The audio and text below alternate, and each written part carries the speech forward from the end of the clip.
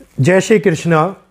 जैसा कि मैंने आप लोगों को बोला, लोशो ग्रिड, सभी लोगों के मन में ये इच्छा थी कि लोशो ग्रिड है क्या। लोशो ग्रिड 1 से लेकर के 9 नंबर तक इस प्रकार से व्यवस्थित किया हुआ एक ग्रिड है जिसके अंदर ग्रहों की स्थिति पूरी तरीके से एक समांतर है, जिसमें हमारे स्वास्थ्य को लेकर के, हमारे धन को लेकर के, हमारे परिवार को लेकर के हर एक जगह के ऊपर एक बैलेंस बनाया हुआ है। उसके अंदर हमारी डेट ऑफ बर्थ के अनुसार किस प्रकार से ग्रहों की रचना हमारी लोशो ग्रिड के चार्ट के ऊपर एडजस्ट हो रही है, कि एडजस्ट हो पा रही है या नहीं हो पा रही है, या फिर कौन कौन से नंबर उसके अंदर कमी दिखाई दे रही है, उनको बैलेंस करना लोशो के चार्ट के हिसाब से लोशो चार्ट बताया जा रहा है। जिसके लिए टोटल मैंने जो सीट की बुकिंग का स्टार्ट करी थी वो 81 सीट की बुकिंग स्टार्ट करी थी, जिसमें से बहुत सारी बुकिंग हो चुकी है, कुछ ही लिमिटेड सीट्स बची हुई हैं। आप लोग अगर उन लिमिटेड सीट्स का फायदा उठाना चाहते हैं तो नीचे लिखे हुए नंबर 9634566899 के ऊपर व्हाट्सएप पे मैसेज करके आप बुकिंग प्रोसेस करा सकते हैं। और जो लोग कुंडली दिखाना चाहते हैं वो लोग भी इसी नंबर के ऊपर मैसेज करके कुंडली दिखा सकते हैं। बस फर्क इतना है, जिनको लोशो चाहिए लोशो लिखिएगा मैसेज में, जिनको कुंडली दिखानी है कुंडली लिखिएगा। तो लिमिटेड सीट्स है, ऑफर का लाभ उठाइए। बहुत सारे लोग इस चार्ट को बनाने के लिए 1-1 लाख रुपए, 51,000 रुपए, जिनका जो मन करता है वो लेते हैं, और बिल्कुल नाममात्र प्राइस के अंदर आप लोगों को ये जीवन भर के लिए बताया जाएगा। उसकी रेमेडीज बताई जाएंगी कि किस प्रकार से आप सारे ग्रहों को ये रेमेडी कर करके लाइफ टाइम के लिए बैलेंस रख सकते हैं। समझ में आ गया होगा। तो आज के लिए धन्यवाद।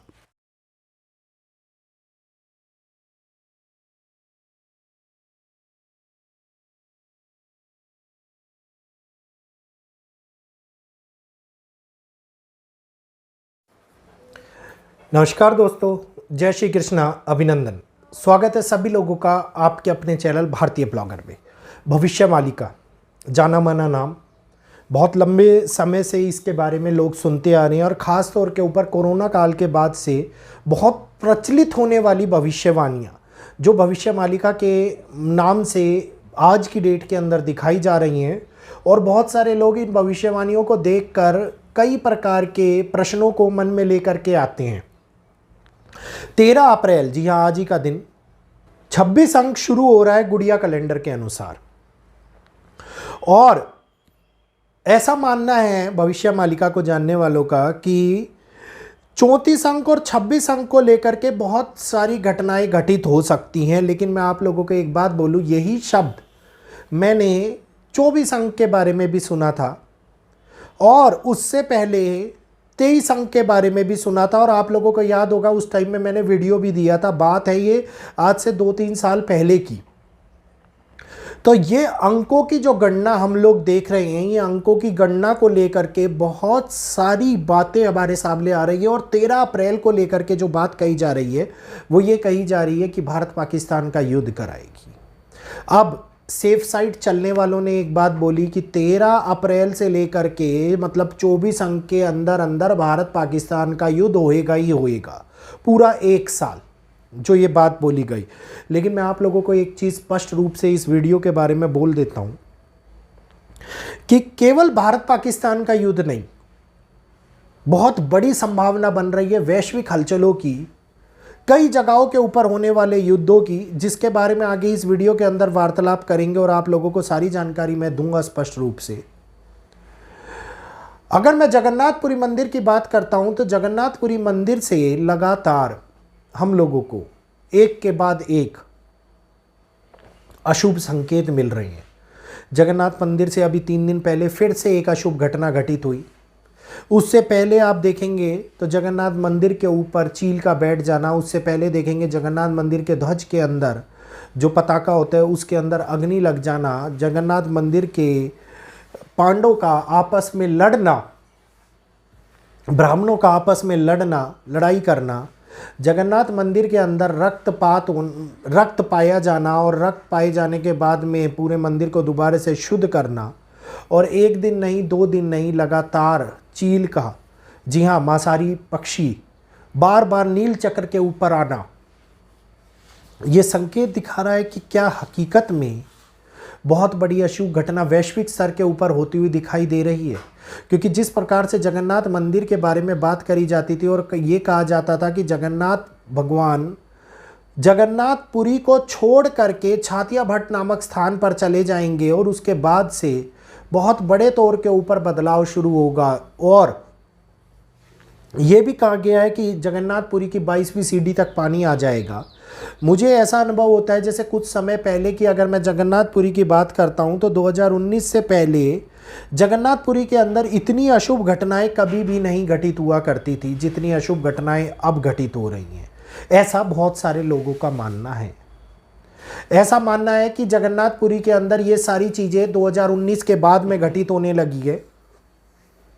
लेकिन अगर मैं वहाँ के ब्राह्मणों से बात करता हूँ, जैसा मैंने बात करी और मेरे को कई लोगों ने, उड़ीसा के रहने वाले लोगों ने बताया, उन्होंने ये बात बोली कि ऐसी घटनाएं जगन्नाथपुरी के अंदर पहले भी घटित हुआ करती थी 2019 की षटग्रह युति बनने से पहले। बस फर्क इतना था उस टाइम के ऊपर यूट्यूब में ये भविष्य मालिका जो श्री अच्युतानंद दास जी की प्रमुख भविष्यवाणियाँ हैं, जो एक प्रमुख संत की भविष्यवाणी है जो हमेशा सत्य साबित होती हैं, उन भविष्यवाणियों के नाम पर झूठ नहीं फैलाया जा रहा था। तो बहुत बड़े तौर के ऊपर चीज़ें चर्चा में नहीं आ रही थी, चीज़ें चर्चा का विषय नहीं बन रही थी, लोग अनदेखा कर देते थे इस प्रकार के घटनाक्रम को, केवल जगन्नाथ भगवान के संकेतों के रूप में लेकर के ये जाना करते थे कि हाँ कि जगन्नाथपुरी से ये संकेत मिले हैं तो इस प्रकार की अशुभ घटनाएं अब आगे हम लोगों को देखने को मिल सकती है।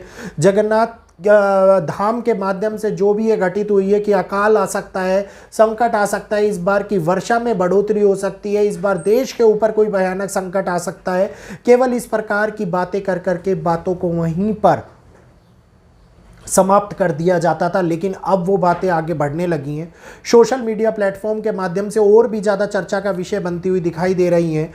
तो जगन्नाथपुरी के अंदर जो ये 26 अंक के बारे में बात करी गई है गुड़िया कैलेंडर के अनुसार, जिसमें भारत पाकिस्तान का युद्ध होने की बात कही गई है कि आज 13 अप्रैल से बहुत बड़ा कुछ घटित हो जाएगा, इस प्रकार की बातों को लेकर के मन के अंदर नेगेटिविटी बिल्कुल भी ना लाए।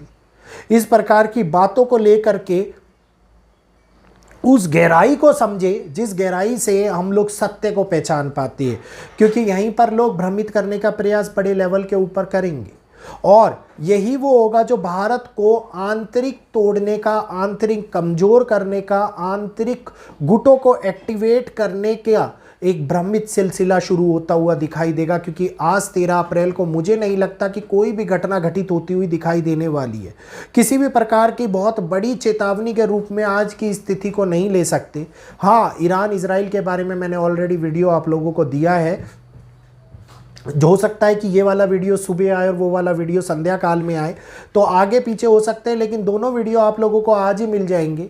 तो ये युद्ध के बढ़ने का समय है और युद्ध के लिए भी सतर्क रहने का समय है, जो हम लोगों को 12 से 14 दिन का दिखाई दे रहा है।